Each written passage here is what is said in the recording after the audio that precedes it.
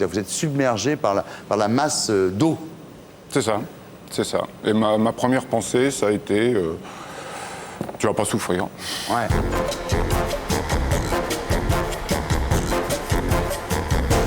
Bonsoir, Philippe Gilbert, vous êtes informaticien, vous vivez à Lussac Saint-Émilion en Gironde, mais depuis de nombreuses années, vous passez plusieurs semaines par an au Sri Lanka, où vous étiez le jour du tsunami. Vous racontez cette aventure dans un livre qui s'appelle « Les larmes de Ceylan » aux éditions des Équateurs. Alors le 26 décembre 2004, vous êtes donc dans le sud de l'île de Ceylan, dans un bungalow que vous avez fait construire dans un village de pêcheurs près de Tangol. Vous y vivez 4 mois par an. Vous êtes amoureux de Ceylan, vous êtes tombé amoureux de Ceylan. Vous avez des amis sri-lankais, notamment MH, parce qu'ils préfèrent qu'on l'appelle comme ça, et Kamina, sa femme.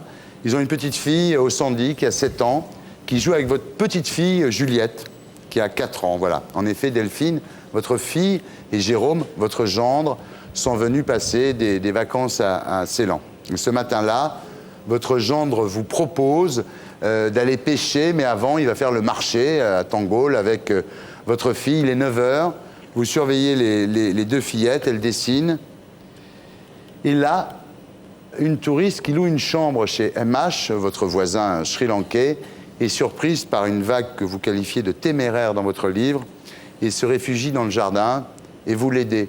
À ce moment-là, vous avez le sentiment qu'il se passe quelque chose d'extraordinaire ou vous trouvez ça presque naturel? Non, à ce moment-là, je trouve ça tout à fait naturel. Je suis habitué à voir la vague de temps en temps venir lécher le bord du bungalow. Donc, ouais. Non, je ne suis pas du tout surpris. Pas surpris. Alors, l'eau passe la clôture du petit jardinet.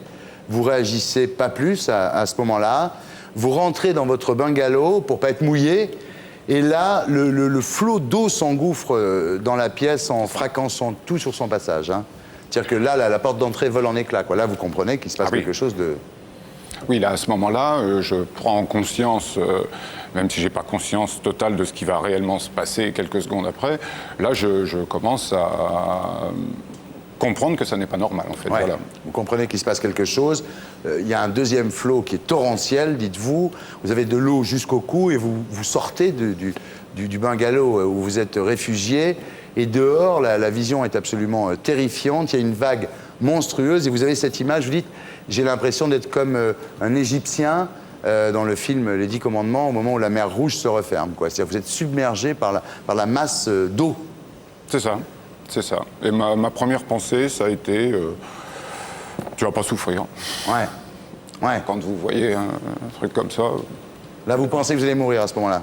Ah oui, j'en suis tout à fait persuadé. Je suis simplement rassuré à l'idée que ça va aller très vite et que je ne souffrirai pas. Ouais. Donc, ah oui, pour moi, là, je suis mort. Hein. Heureusement, voilà, vous êtes transporté à 30 mètres de chez vous. Heureusement, vous accrochez à un cocotier. Et là, vous le prenez comme ça, comme une espèce de bouée de sauvetage, c'est le cas de le dire. Et vous laissez passer la vague et vous parvenez à continuer à respirer, donc à survivre. Tout ça se passe très très vite, hein, vraiment très très vite. Et après, une fois que vous êtes accroché, c'est interminable. Ouais. Hein, alors, faut que ça cesse. Ouais. Et puis ça cesse. Voilà. Et vos enfants étaient en sécurité, là? La chance de ma fille et de mon gendre, c'est qu'ils étaient partis au marché ce jour-là. À une heure tout à fait inhabituelle. Hein. D'habitude, ils partent au marché beaucoup plus tard que ça. Là, ils sont partis. Et d'habitude, ils emmènent Juliette avec eux. Et là, je leur dis, vu l'heure, laissez Juliette, elle est avec Osandi tranquille, laissez, je vais les garder, quoi. Vous demandez donc où sont Osandi, la fille de vos amis sri-lankais, et Juliette. Oui, il faut savoir que là, vu le spectacle auquel j'ai assisté, je n'ai pas le moindre doute sur le fait que Juliette et Osandi soient mortes. Hein. Je veux dire, elles ne peuvent pas avoir... je vois la chambre où elles étaient, je vois tout, il y a un bateau dedans, donc je n'ai plus de doute là-dessus. Maintenant, il me reste un truc terrible à faire, c'est d'annoncer ça à ma fille, de revenir, si vous voulez, d'aller vers eux, et d'affronter le regard de ma fille qui va me voir arriver, moi, vivant, tout seul, sans sa fille. Là, effectivement, vous les retrouvez sur le marché de Tangol. Ils sont même pas mouillés, évidemment, puisque c'est à des kilomètres de là. Vous dites jamais, je n'oublierai le cri de Delphine, un cri dément, insoutenable. Oui. Rien d'autre à rajouter. Ouais. ça m'a marqué pour le restant de mes jours. Ça, Alors, ensuite, vous allez dans un hôtel qui est situé à 7 km de Tangol, sur les hauteurs, un hôtel qui s'appelle le Eva Lanka. Et là, vous êtes choqué parce qu'en fait, les touristes, évidemment, ils ne savent pas ce qui s'est passé, donc ils profitent de la journée de vacances comme si de rien n'était. Et nous, on arrive là, enfin encore que ma fille et mon gendre étaient correctement habillés, mais en ce qui me concerne, j'étais en loc, en sang. Ça fait un drôle d'effet de voir qu'il y a des gens qui ont pu ne pas se rendre compte du tout de ce qui s'était passé. Alors, il y a une personne qui est concernée quand même, c'est Hélène Devingue de LCI, qui là, avec son compagnon Emmanuel Carrère, l'écrivain, oui. Et elle vous parle et vous témoignez sur LCI de ce qui s'est passé, en fait, ce jour-là. Oui. Et ça a été le départ de tout. Ça a été, si j'ose utiliser des mots comme ça dans notre situation, ça a été une chance inouïe.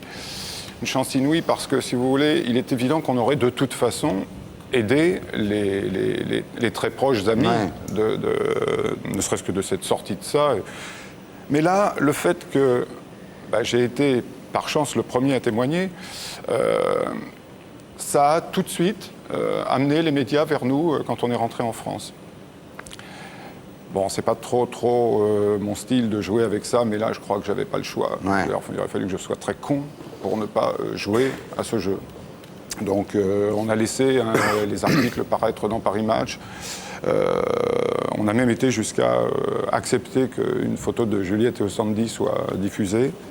C'était pas de gaieté de cœur, mais je crois que c'était le seul moyen pour qu'on récolte la somme maximale nous permettant d'aider non plus 1, 2, 3 familles, mais quelques 50 ou 100 familles, puisque c'était notre objectif à partir de ce moment-là. Alors, ce que vous découvrez à ce moment-là, c'est qu'il est impossible de rapatrier le corps de votre petite fille, Juliette, pour la faire incinérer en France. C'est purement interdit. Oui. Donc il faut le faire au Sri Lanka. Et un jour, vous irez jeter les cendres de Juliette dans un jardin botanique à Kandy, près d'un massif de bougainvilliers. Alors, vous vivez depuis avec une espèce de culpabilité. Vous vous dites, évidemment, j'aurais pu la sauver. Alors, il y a une chose qu'on ne comprend pas bien dans le livre. Quand la vague arrive, est-ce qu'elle est sur la terrasse de votre bungalow, sur la terrasse du bungalow de votre voisin MH, ou est-ce qu'elle est dans une pièce de la maison de votre voisin MH? Elle est une dizaine de mètres derrière moi, même pas, enfin, admettons une dizaine de mètres derrière moi, dans une chambre d'hôte, quoi, si vous voulez. Elle joue avec sa petite copine, Sandy. Il y a 10 mètres. 10 mètres. Vous l'aviez sous les yeux à ce moment-là? J'avais aucune raison à ce moment-là, avant que la vague arrive, de les surveiller de très près. C'est un endroit très en sécurité. C'est vraiment, c'est un véritable paradis. Donc il n'y a aucune raison de les surveiller de plus près que d'habitude. Par contre, après, entre le moment où la vague m'est arrivée dessus et le moment où je me suis retrouvé 30 mètres plus loin, accroché comme un con à ce cocotier, je veux dire, je peux même pas dire que j'ai pensé à ce moment-là au Sandy et à Juliette. J'ai pas eu le temps. J'ai pensé à rien, strictement à rien. Voilà, alors là, vous commencez avec votre gendre Jérôme à échafauder une association pour aider les habitants de ce petit village de pêcheurs. Vous inventez ce qu'on appelle le kit de nécessité. Alors, c'est quoi exactement? Vous savez, ça consiste... D'abord, on s'improvise. On n'a jamais fait humanitaire. Donc, vous arrivez avec un trac pas possible en vous demandant si vous allez être à la hauteur. Parce que c'est quand même... vous n'avez pas le droit de vous planter, là. Et puis, vous allez à l'essentiel. Vous distribuez des feuilles de papier dans le village et vous dites aux gens... en fait, vous prenez le... T'as besoin de quoi? Prenez la commande, quoi. Voilà, t'as besoin de quoi? On n'est pas les blancs sauveurs venant à la rescousse. Non. Là, on se fait tout petit. De quoi tu as besoin? Et on s'aperçoit, ça va très vite, c'est en quelques jours, les besoins sont toujours les mêmes. Un lit, un matelas, et ça a pris une importance terrible après, vous verrez. Une moustiquaire, des ustensiles de cuisine. Ah là, vous vous dites, il y a des besoins, c'est vraiment élémentaire. Leur rendre leur dignité, en fait, voilà. Attention, la plupart des familles n'ont plus de toit, n'ont plus de... Mais au-delà du fait qu'elles n'aient plus de toit et plus de maison, elles mangent dans des feuilles de journaux et les enfants dorment par terre sur les ruines des maisons. Et ça, je l'ai vu de mes yeux, Là, vous vous dites il y a urgence, alors vous ne cherchez pas à vous organiser. Hein, genre ça, vous partez au quart de tour, vous foncez. Alors vous faites des bêtises. Hein, vous mettez 4 jours à équiper 10 familles parce que vous pensez qu'il faut faire le tour des commerçants, etc., etc. Puis après, on devient un petit peu moins bête. On se dit, on va s'organiser, on va distribuer des tickets aux gens, ils vont aller eux-mêmes dans les boutiques. Puis tout ça se met en ordre. Il faut reconnaître aussi qu'on a là affaire à un peuple qui n'a pas du tout la mentalité des peuples occidentaux. On est sur des gens qui sont face à ce malheur d'une dignité déjà absolue, extrêmement réservée. Il n'y a pas de panique, il n'y a aucune scène de panique. Alors que, il ne faut pas oublier que là, on est au bout de la première semaine, on sait qu'on va avoir 700 familles à équiper. Là, ça y est, on le sait, on va pas pouvoir... On a mis une frontière, si vous voulez, Médakétia, mais c'est horrible déjà, ça, cette frontière. De dire, toi, t'es de l'autre côté de la route, tu rentres pas dans le... Alors, voilà, vous vous mettez au boulot avec Jérôme pour essayer de les aider. Et en revanche, pas de traces d'ONG, vous dites, où sont les dons ? Où sont les 20 tonnes de médicaments amenés dans cet Airbus 310 ? Ça a coûté 300 000 € pour acheminer les dons. Vous ne voyez rien. Vous voyez des 4x4 flamboyants, dites-vous, des 4x4 neufs de la Croix-Rouge. Et vous dites qu'une de ces voitures vous permettrait à vous, enfin en tous les cas aux gens du Sri Lanka, de reconstruire 100 maisons. Dans l'avion, on s'inquiétait de savoir comment on allait pouvoir... nous, tout petits, là, en arrivant à Médakétia, s'entendre avec toutes ces ONG sur place. Parce que, comme vous, on a entendu qu'il y avait des dons faramineux, que toutes les ONG étaient là-bas, on s'est dit comment on va trouver notre place là. Ça n'a pas été difficile, on était tout seul. On était tout seul. Quand je suis arrivé au début février, on était tout seul quand mon gendre est parti fin avril. Absolument personne. C'est incroyable parce que la France a envoyé 190 millions d'euros. Alors, il paraît que l'argent est placé dans les 6 caves monétaires. Ça, c'est un véritable scandale, déjà. Genre, quand je lis, moi, dans Le Parisien, c'est M. Mattei lui-même qui le dit, qu'il a Mattei, patron de la Croix-Rouge, après avoir été patron de la canicule, je tiens à préciser. Il a 100 millions de dons, et à aujourd'hui, ils en ont dépensé 7. Il y a quand même quelque chose d'absolument obscène à détourner de cette façon l'argent que les gens ont donné pour le Sri Lanka, la Thaïlande, l'Indonésie. C'est absolument scandaleux. Oui, il y a 7% des sommes qui ont été données au Sri Lankais. Le reste, ils ne l'ont pas vu. Voilà. Moi, je ne remets pas en cause la bonne foi de ces gens. Je dis c'est de la bêtise. Mais en même temps, c'est tout à fait scandaleux. Donc il faut demander des comptes à la Croix-Rouge ? Bien sûr. Eh bien, on va appeler le docteur Robert Sebag.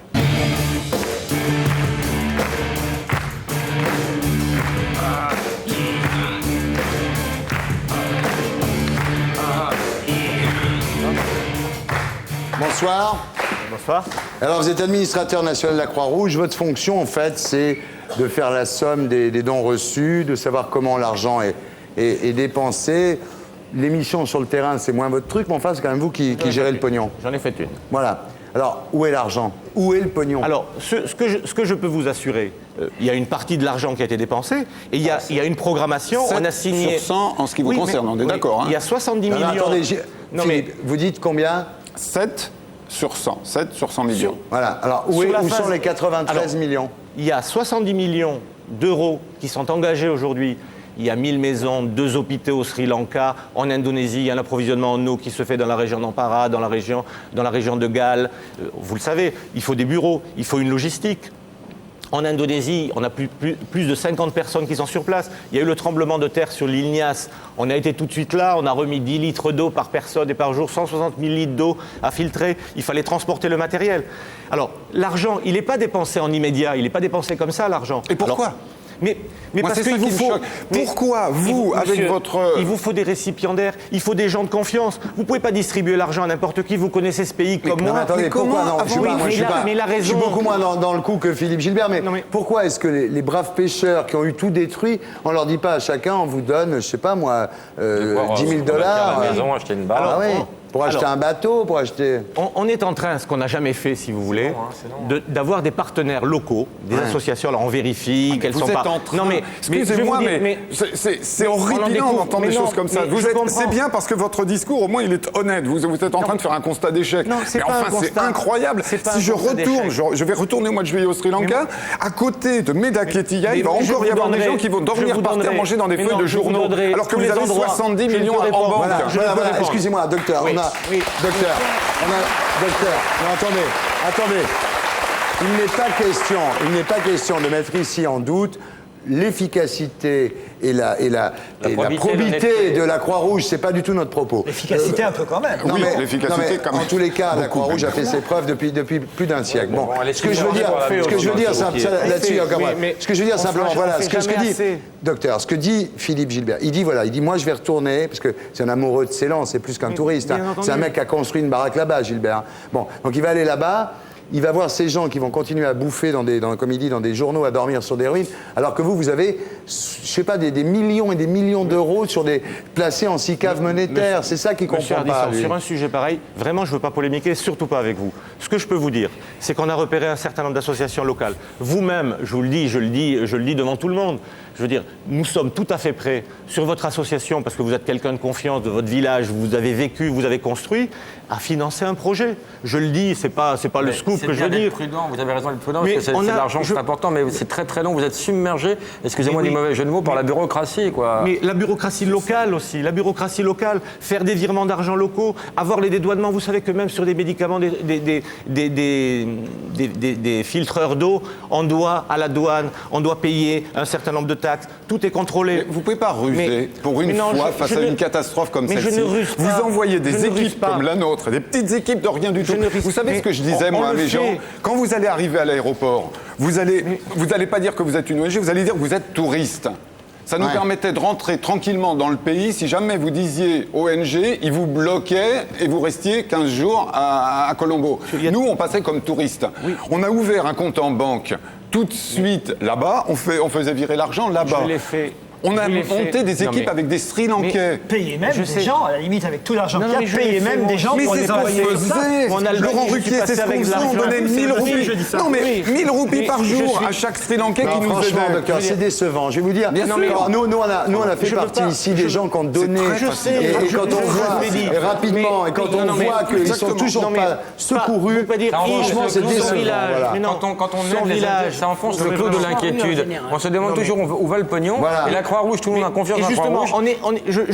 Il faut aussi juger les programmes qu'ils ont faits, qui ont lieu aujourd'hui au Sri Lanka. Vous n'êtes pas tombé sur les villages. Mais je le dis et je le répète, votre association... Mais non, écoutez, vous connaissez comme moi le Sri Lanka, la cote est énorme. Je veux dire, vous ne pouvez pas remettre en question. On va construire 1000 maisons, on va construire 3 centres hospitaliers. Il y a 25 personnes. Non, mais 1000 maisons avec autant d'argent. On est aussi en Thaïlande, on est aussi en Indonésie, on est aussi dans un certain nombre de pays où il n'y a eu personne, en Somalie, parce que la Somalie a été touchée, on n'en a pas parlé. Pas de la Somalie. Non, mais... Ce qui est urgent, c'est des lits, des matelas, c'est des moustiquaires, c'est des aujourd'hui, pour résumer la situation... Ça coûte 3 francs 6 sous. Ça coûte c'est en roupies. Mais je ne comprends même pas pourquoi vous ne payez, même avec l'argent qu'il y a eu, pourquoi incroyable. vous ne payez pas des gens, tout le monde serait d'accord pour engager des gens, payez-les. Il y a des gens qui sont au chômage en France, payez-les, envoyez-les là-bas. Mais voilà.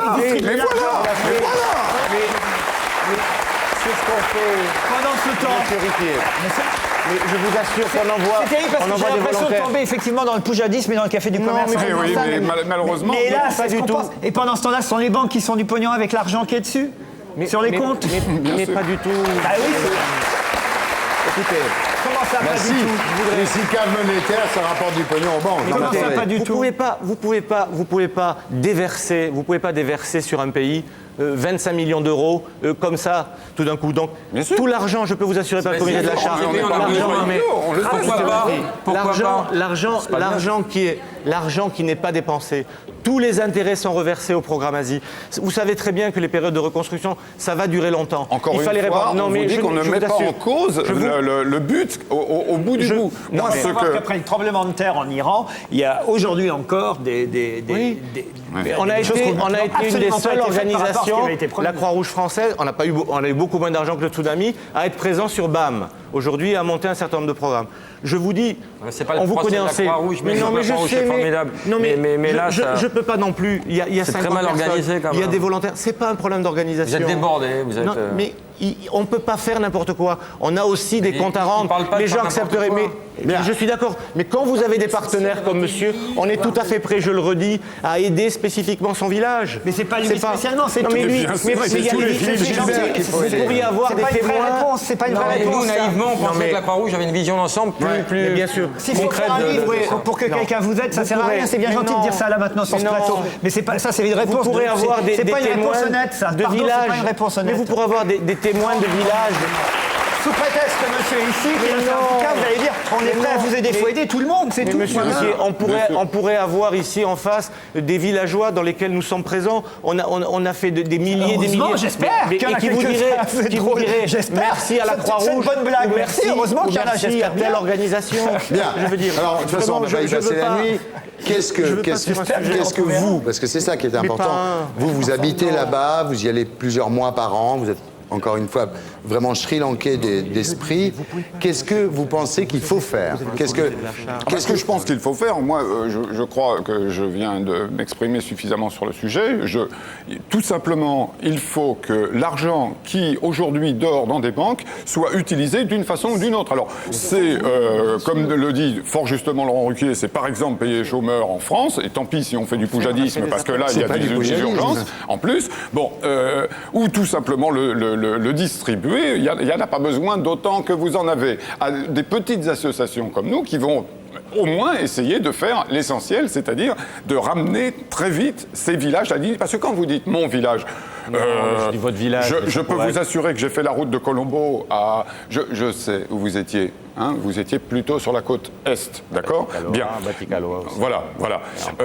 Mais toute la côte qui est là, je peux vous dire que les gens n'ont pas été aidés du tout. C'est-à-dire toute la côte entre Colombo et Tangal et en Mantota n'a pas été aidée du tout. À Gaulle, par exemple, ça n'a pas été...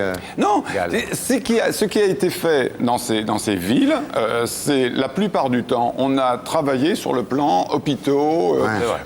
Voilà, là, il y a eu beaucoup de choses de faites. Donc ça, je ne remets pas ça en question. Mais c'est pas parce qu'on construit un hôpital qu'il faut laisser les gens dans la merde au bord de l'eau. Vous voyez? Bon, voilà. Et surtout, ce qui me choque, c'est que c'est des sommes faramineuses dont on entend parler, alors que nous, avec 100 000 euros... Alors là, c'est une goutte d'eau.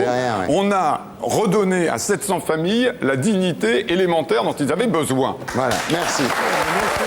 Et pour être sûr de ne rien rater de Inarditube, abonnez-vous et mettez un pouce bleu.